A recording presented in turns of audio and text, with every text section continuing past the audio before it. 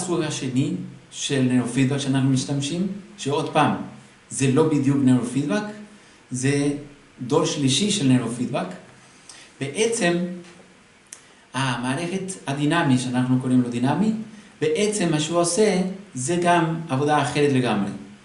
הוא לא קובע, אנחנו לא עושים אבחון ראשוני, אנחנו לא קובעים מטרות, אנחנו פשוט נותנים מידע למוח כדי שהוא יווסת את עצמו. אני אתן משל איך זה עובד. נגיד, מתי שיש פעילות יתר במוח, מתי שמישהו נגיד, הוא הלך ברחוב ופתאום היה תנועה דרכים, הוא ראה את זה, הוא שמע, אז הוא נבהל. ברגע שהוא נבהל בעצם, המוח שלו יש לו פעילות יתר מאוד מאוד חזקה. הוא לא רגוע, הוא בדיוק, הפעילות יתר במוח מתבטא בזה שהוא לא רגוע. הוא יכול לשמוע רעש קטן והוא קופץ, הוא נבהל, כל דבר מעביל אותו. למה? כי בעצם המוח שלו הוא כבר לא רגוע, המוח שלו בפעילות יתר. אז המערכת הזאת מאפשרת לאתר כל הפעילות יתר שיש, כל הקפיצות האלו, שאם אנחנו היינו רואים EEG, את התדרים של ה-EEG, בעצם היינו רואים את זה.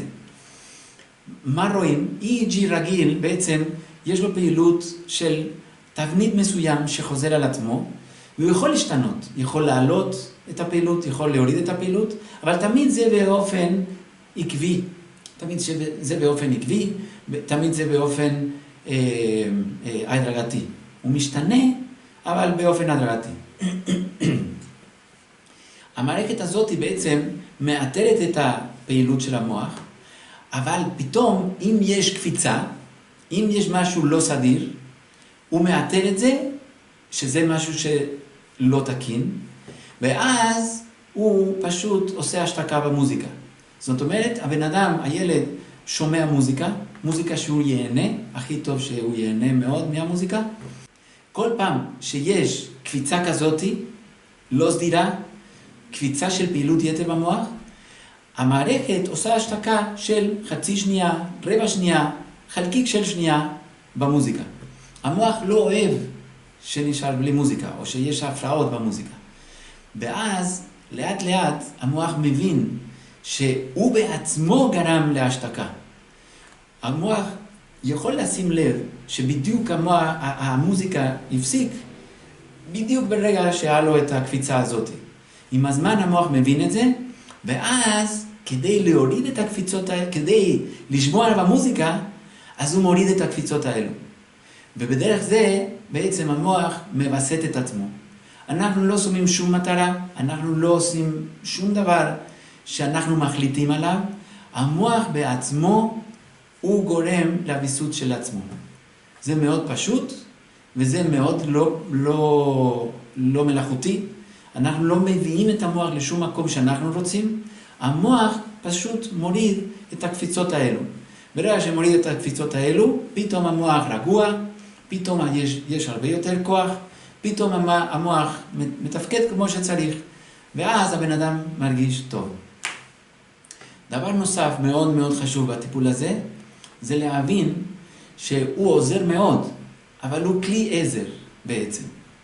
זאת אומרת, מתי שמישהו יש לו חרדות למשל, הטיפול הזה מאוד מועיל בחרדות, בעצם יש לו קושי בהסתכלות שלו על החיים.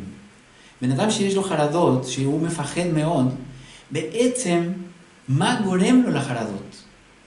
ההסתכלות שלו על החיים זה מה שגורם לו את החרדות. בן אדם יכול, נגיד עם המגפה של קורונה, הוא יכול לחשוב, וואו, זה מצב קשה, מצב מסוכן. אז אני אשמור כל מה שצריך לשמור, כל הכללים, אני אשאר בבית, ולא יקרה כלום, בעזרת השם לא יקרה כלום. אבל בן אדם אחר יכול להגיד, אני בטוח שיקרה לי, אני בטוח שיקרה לי, אני בטוח שיקרה לי. צורת המחשבה שלו מכניס אותו בלחץ, מכניס אותו בדאגה. ולכן, הצורת המחשבה בעצם זה המקור של הקושי שלו.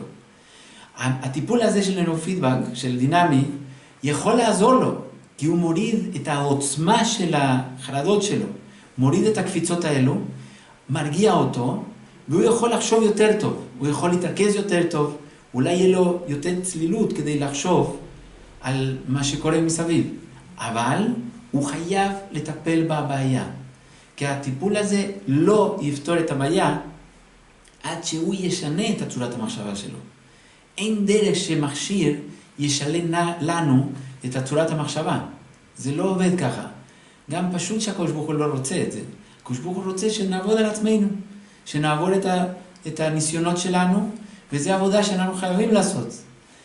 לכן אנחנו כן ממליצים על הטיפול הזה כדי לעזור לבן אדם לעבוד על זה.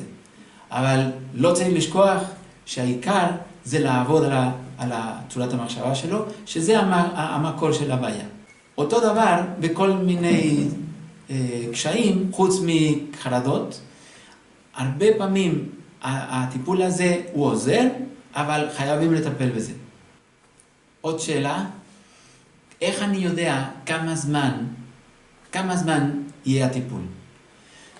אז התשובה היא פשוטה, אנחנו לא נביאים, עדיין לא, ננסה בעזרת השם עם כל הכוחות, אבל עדיין אנחנו לא יודעים מה יקרה בעתיד. לכן אי אפשר לדעת כמה טיפולים צריך.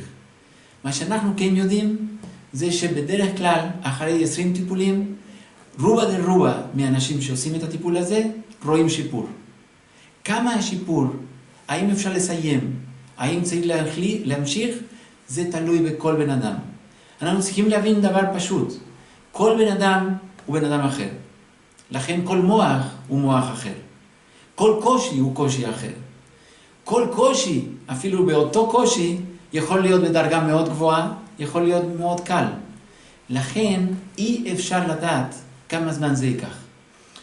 אז מה? אז זה יהיה לעולם? לא, זה לא לעולם. מה שאנחנו צריכים לעשות זה לחכות לפחות 20 טיפולים, ואם השיפור היה לפני זה, שלפעמים זה כן קורה, שיש שיפור מאוד משמעותי מאוד טוב, הרבה לפני 20 טיפולים, אז מה טוב? אבל אם צריך להמשיך, אז צריך להמשיך. מתי אנחנו עוצרים? מתי שאנחנו רואים שיפור מספיק טוב, כדי שאנחנו נהיה שמחים עם השיפור הזה. נכון שיכול לקרות שלא יהיה שיפור. אין שום טיפול בעולם שלא יכול לפתור את כל הבעיות של כולם, תמיד. אין דבר כזה בעולם. לכן, אנחנו כן מכירים את התוצאות, הן תוצאות מאוד טובות, אבל צריך לדעת שיש סיכון שזה לא יעזור, אבל גם לא יזיק. ומצד שני, השיפור, אם יש שיפור, אז זה שיפור. כל שיפור הוא טוב והוא מבורך. מתי מחליטים לעצור, אז זה דיון שצריך לדון כל מקרה לגופו. וככה אנחנו מחליטים מתי לסיים.